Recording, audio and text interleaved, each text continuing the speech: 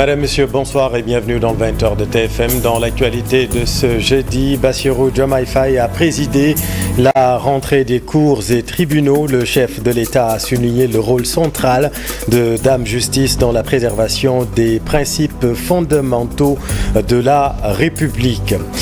Ils se sentent comme roulés dans la farine. Les boulangers étalent leur mauvaise passe économique. Selon eux, plusieurs professionnels mettent la clé sous le paillasson. Ils demandent l'application de la réglementation en vigueur. À la une également, les tensions récurrentes entre éleveurs et agriculteurs qui inquiètent le gouverneur de Thiès. Ce point sensible préoccupant a été débattu lors de la rencontre pour une mise en cohérence de la loi d'orientation agro-silvo-pastorale.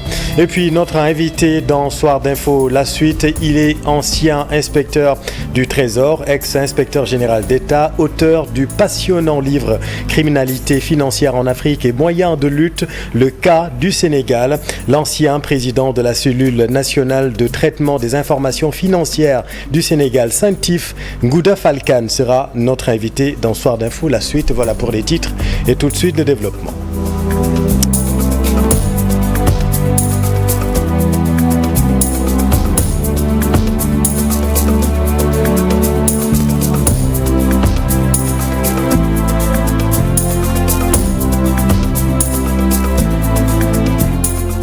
Le président de la République a réaffirmé son engagement à moderniser et humaniser le système judiciaire du Sénégal. Bassirou Diomaye Faye a présidé ce matin la rentrée des cours et tribunaux. Le chef de l'État a souligné le rôle central de la justice dans la préservation des principes fondamentaux de la République. Habib Faye.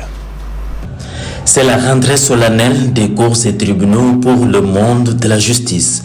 Comme à l'accoutumée présidée par le président de la République, Bassirou Diomaye Faye, d'insister sur l'utilité de la justice pour la société sénégalaise, d'où le thème de cette année, le droit de grève et la préservation de l'ordre public.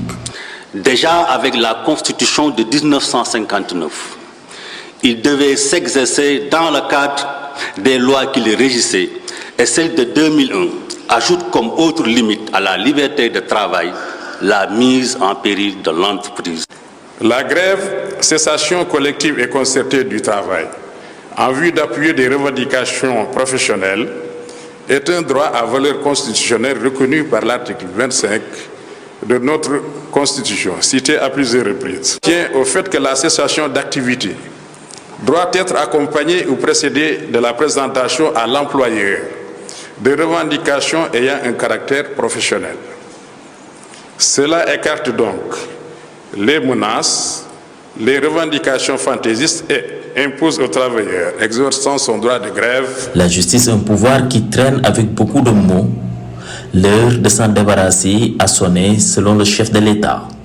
Il ouvre un espace de réflexion où se rejoignent la volonté politique et l'expertise des acteurs du monde judiciaire pour consolider l'état de droit et garantir le respect des libertés fondamentales. Ce droit peut être présenté comme l'expression la plus aboutie de notre engagement pour les droits fondamentaux des travailleurs. Il ne s'exerce pas dans l'anarchie, pour autant qu'il doit s'affirmer dans le respect des conditions posées par le Constituant à l'article 25 de notre loi fondamentale, à savoir ne pas porter atteinte à la liberté de travail, ni mettre en péril l'entreprise ou les services publics essentiels. Pour lui, le droit de grève doit s'accommoder dans sa mise en œuvre du respect de l'ordre public. Il est donc aménagé pour assurer la préservation de la sécurité publique, de la salubrité, de la santé ou encore de la tranquillité publique, ajoute-t-il. Mettant l'accent sur l'ouverture et la modernisation du système judiciaire, le président de la République a invité les acteurs du secteur à s'adapter aux exigences du contrat social renouvelé. Pour Bassirou Diomaye Faye, un système clôturé à lui-même ne permet pas de faire peuple. avant d'asséner. Gardons-nous de la tentation de l'entre-soi et du repli. Vous le savez, les magistrats avaient opposé un niet catégorique à l'ouverture du Conseil supérieur de la magistrature à divers acteurs. Cette nouvelle organisation du CSM avait été un dissensus issu des assises de la justice tenues en juin dernier. Dans son discours, le bâtonnier de l'Ordre des avocats a plaidé pour une justice plus indépendante et crédible. Voici Maître Mamadou Seck. Monsieur le Président de la République, je fais partie de ceux qui pensent que la justice, comme l'a dit tout à l'heure le procureur général, est à la fois une vertu et une administration, et qu'elle ne peut être crédible sans une politique cohérente de bonnes pratiques fondées sur ses principes et ses règles. La crédibiliser, c'est d'abord une volonté politique qui consacrera une conscience effective des gouvernants à refuser toute immixtion dans le rendu de la justice et à créer les conditions adéquates à l'égalité de tous les Sénégalais devant la loi. Il ne faut pas s'y méprendre. La justice est dans l'État, mais subit l'État quand ce dernier n'a pas comme credo de tout faire pour participer à asseoir et préserver son indépendance et créer les conditions matérielles de son exercice. Par leurs interventions, les participants aux assises ont tous déploré que dans diverses situations, la justice a été ébranlée par l'État et le pouvoir politique. Et ils ont mis en exergue une soif inextinguible de justice. La perception de la réalité étant aussi importante, voire parfois plus importante que la réalité elle-même, le chantier de la justice est à l'image de la mission de la justice. Sa perfection est souhaitable et sa prise en charge nécessaire. L'autre grand titre de cette édition, les boulangers se sentent comme roulés dans la farine. Ils dénoncent leur mauvaise passe économique. Selon eux, plusieurs professionnels mettent la clé sous le paillasson. Ils demandent l'application de la réglementation en vigueur et la suppression des taxes entrant dans toute la chaîne de valeur. Voyons tout cela avec Al-Hassan Ba. Ce sont des acteurs étouffés par les difficultés que rencontre leur secteur qui ont décidé de réagir. La baisse effectuée sur le prix du pain le 21 juin 2024 a accentué ces problèmes. La Fédération nationale des boulangers du Sénégal et le regroupement des boulangers du Sénégal alertent. Depuis cette décision, nous avons été témoins de la fermeture de plusieurs boulangeries à travers le pays. Pour ne pas être long, je peux citer le cas de Touba, 28. Dakar, notre dernier décompte, c'était 37. Fatick, je pense que les gens de Fatick, le président Fatick est en train de venir. C'était 7 sur une petite localité où il n'y avait que 54 boulangeries. C'est pourquoi nous sommes là aujourd'hui pour dire que l'industrie de la boulangerie sénégalaise est en crise. Une industrie qui emploie plus de 30 000 emplois directs, 40 000 emplois indirects, 600 milliards de chiffre d'affaires. S'y ajoute une non-application de la réglementation en vigueur, ce qui a entraîné une anarchie dans le secteur de la boulangerie. Les ouvertures de boulangerie sans respect des normes de distance et des dispositions réglementaires à observer avant ouverture. Une impunité totale. On accorde des délégations d'ouverture sans autorisation. Pour cela, c'est parce qu'il y a le deuxièmement, le non-fonctionnement des comités de suivi du secteur de la boulangerie. Parfois même, il n'y a même pas de début d'exécution au niveau des gouverneurs. Aujourd'hui, on a baissé le prix du pain sur la base d'une structure du prix du pain. Qu'est-ce qu'on constate? La direction des hydrocarbures est en train de bloquer les quotas de diesel que les boulangers ont droit. Un autre problème très préoccupant, la vente du pain dans les boutiques de quartier. Sans respect de normes d'hygiène persiste. Je pense qu'aujourd'hui, les consommateurs doivent prendre leurs responsabilités par rapport à cela. L'hygiène doit prévaloir, ne serait-ce que pour cela. La livraison du pain dans des pousse-pousse, des sacs bandoulières, des voitures non conformes aux exigences, l'installation de caisses après devant les boutiques de quartier, sans respect de la distanciation entre une boulangerie et un point de vente agréé. Tous ces problèmes ont été abordés avec le ministre du Commerce, Serigne Gueye Diop, le 14 janvier dernier. Ce dernier a rassuré ses acteurs. Il compte assainir le secteur avec le respect des dispositions existantes. Mais la FNBS et le RBS veulent des actes. Ils demandent l'application de la réglementation et la suppression de toutes les taxes entrant dans la fabrication du pain. À Saint-Louis également, les boulangers se disent coincés dans un pétrin économique. Reportage au quartier Pikine à la boulangerie Angletal au sein de Diop Habib-Sek. Mohamed Sek gère une boulangerie dans le quartier de Pikine-Angletal de Saint-Louis depuis quelques années. Aujourd'hui, il constate avec amertume la cherté de beaucoup de produits. Le gouvernement avait annoncé une diminution de 6 000 francs sur la farine. Mais il y a juste une baisse de 3 000 francs. C'est pourquoi la farine coûte actuellement très cher sur le marché local. Le prix du sel est aussi revu à la hausse. De même que l'électricité coûte également trop cher. Massamba Diouf travaille dans cette boulangerie depuis quelques années. La hausse des produits qui composent la baguette de pain l'inquiète. Il lance un message aux nouvelles autorités. La situation va de mal en pire. Les nouvelles autorités doivent nous aider.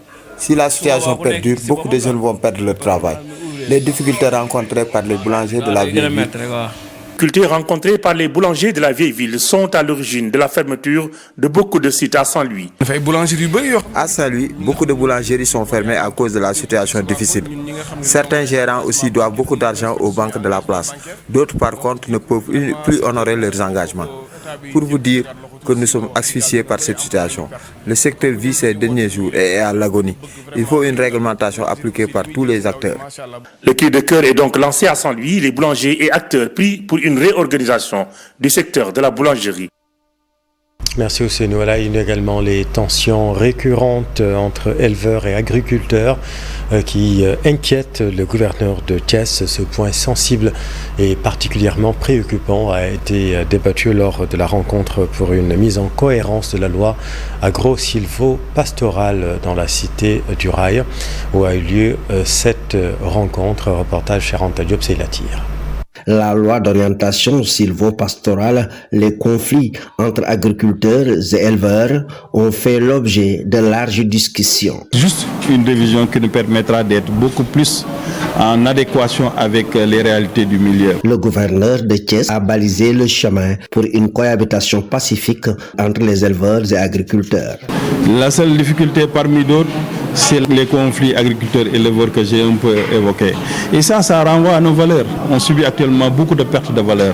On n'a plus de repères. On se pose la question de savoir est-ce qu'on est actuellement des citoyens. Ça nous fait très mal parce qu'on voit ce qui se passe. Il nous faut agir par les actes, il nous faut agir par la parole.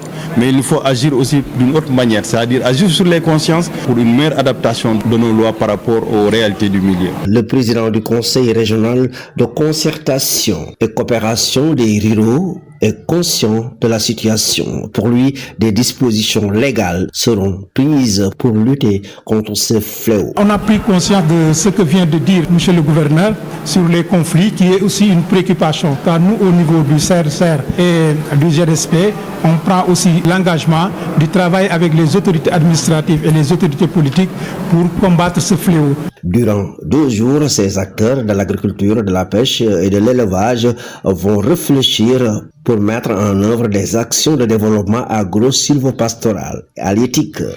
Les nouvelles nominations dans les ambassades sont à saluer.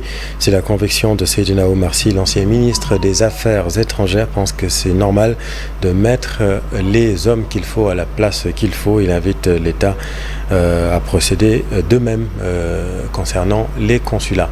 Dissa Frera. Les hommes qu'il faut à la place qu'il faut, c'est en substance ce que pense Seydina Oumar Sy de nouvelles nominations dans les ambassades du Sénégal à l'étranger. Nomination des membres du corps, c'est logique.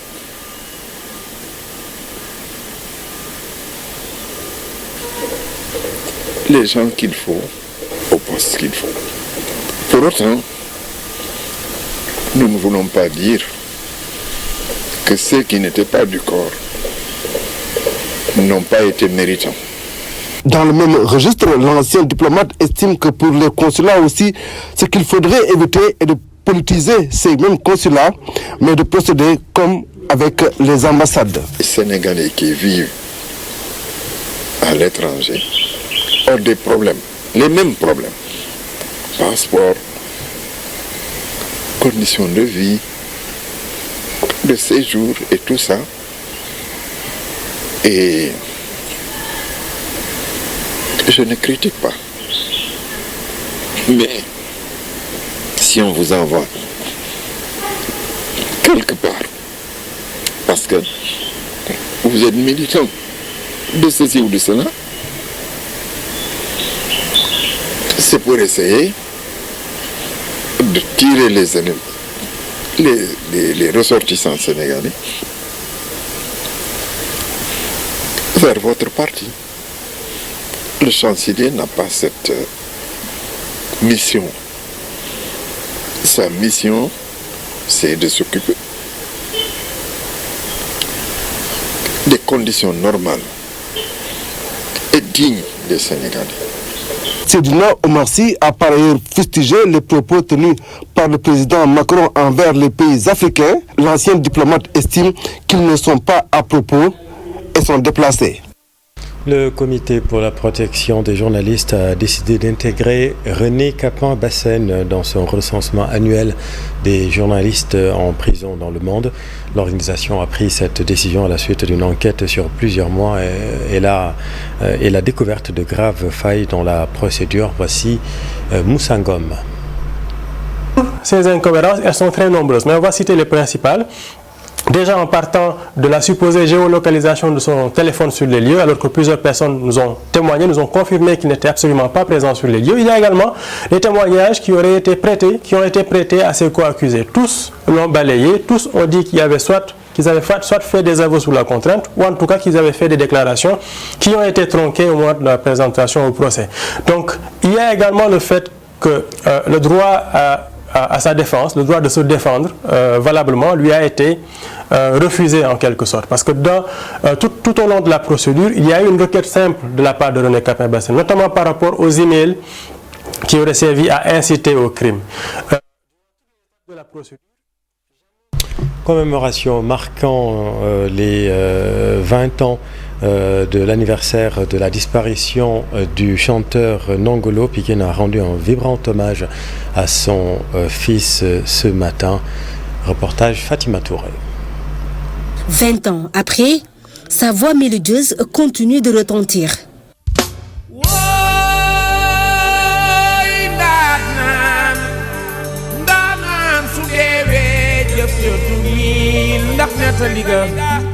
En ce jour, marquant l'anniversaire de son rappel à Dieu, Pikine se souvient de son fils. Un moment de prière, de recueillement, mais aussi de témoignages sur le défunt, lutte vocale du groupe Jam. nit bu spécial nit bu unique nit bu doyoon waar ci ni mu doon doxee ak doomu aadama yi. Il était un homme spécial et unique de par la manière dont il vivait avec ses semblables. Il nous donnait toujours une leçon concernant les rapports que nous devons avoir avec nos parents. Il aimait beaucoup sa maman. nekkaat koo xamante ne day fi won que ni sëriñ sa sëriñ dafa am noo koy teewee muy Alaaji Fallu bi mu bëggoon ah. ndax li may woy naan rek bu borom dund bu demee surga yooyu. Il était un soutien de famille. Il était unique pour nous. Il représentait beaucoup. ndax dañoo ñàkk koo xam ni kenn la woon si ñun benn marque la woon si ñun benn numéro. Djily Niang, manager du regretté Nongolo, ne parvient toujours pas à combler le vide laissé par son ami. Pour témoigner de la générosité de l'homme, Djily Niang se rappelle encore des derniers instants de Nongolo sur son lit d'hôpital.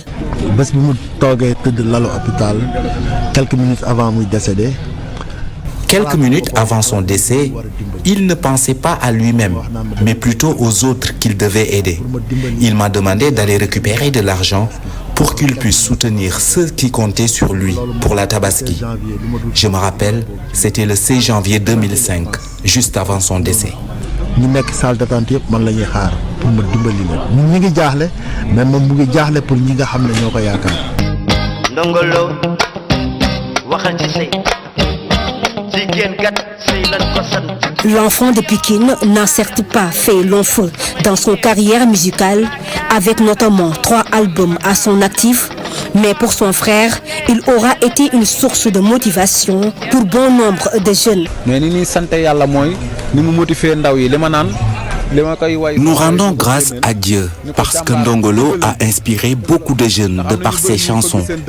Il a fait qu'aujourd'hui, bon nombre de jeunes ont trouvé la motivation en l'écoutant pour prendre leur vie en main et pouvoir aider leurs parents.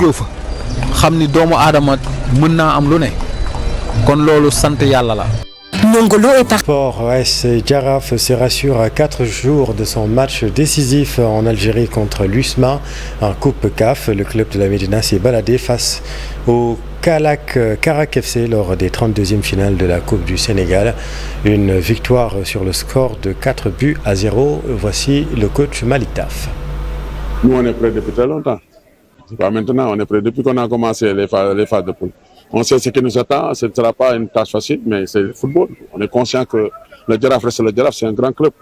Et vraiment, il faudra faire tout pour aller chercher la victoire là-bas. Je pense que c'est possible. En football, tout reste possible. Moi, je dis, on va rester focus sur le match en sachant qu'il nous faut aller gagner là-bas pour se qualifier.